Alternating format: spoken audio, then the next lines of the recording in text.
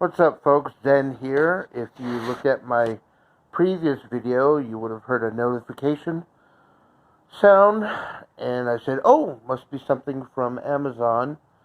I was expecting Coco Coir, which I ordered to fill in my second worm bag, but gotta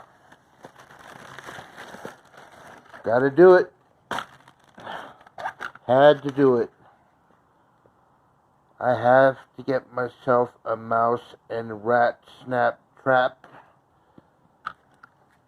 because I have this live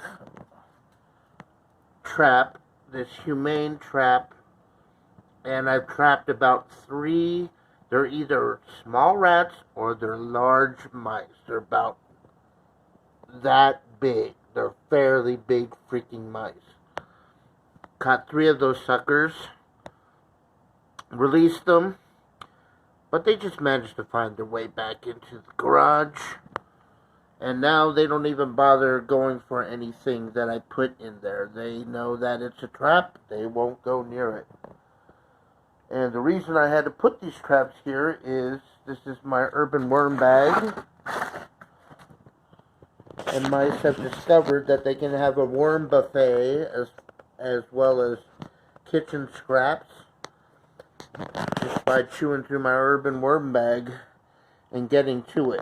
And I think they caught on to the fact that there were goodies in here, because this is a version 1.0 urban worm bag. People familiar with this know that it had a zipper problem.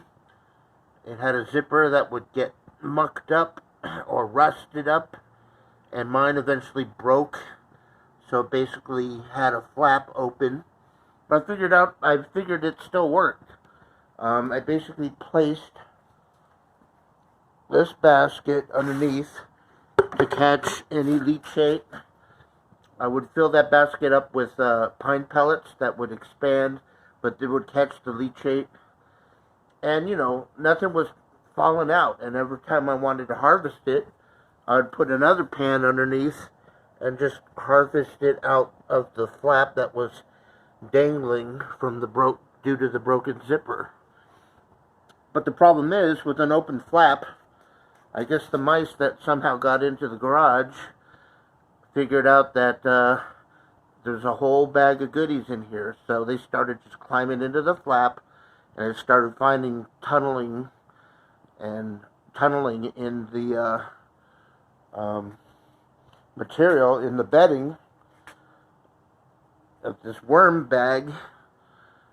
And so then they knew that there were goodies in here. And so when I ended up switching to this 5-gallon bucket, just so that they couldn't crawl in to the open flap, they just decided to chew a hole. Okay? And so now that I'm planning to transfer my worms, I'm afraid they're going to just chew a hole into the next bag that I placed out here.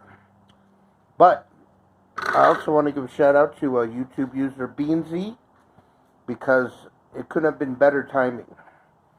I had removed half of the contents of my worm bag because I had come across a video that Beansy did of placing a rotting banana into a worm bin that you haven't fed the worms for a week, and the starving worms would all congregate to the rotted banana.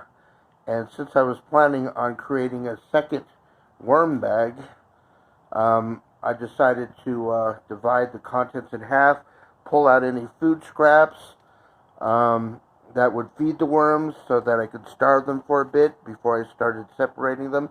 So I had a whole bunch of worms in here, and they're still in here, down here somewhere, and I will be separating them out. So these guys got saved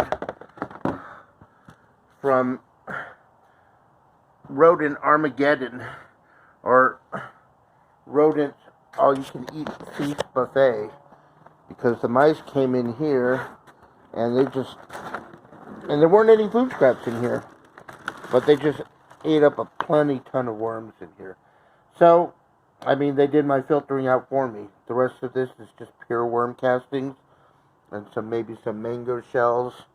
So I'll be pulling this out. If there are any worms left over, I'll try to save them. But yeah, so now it's war. I'm going to hate to do it. I'm going to be squeamish when I come across it.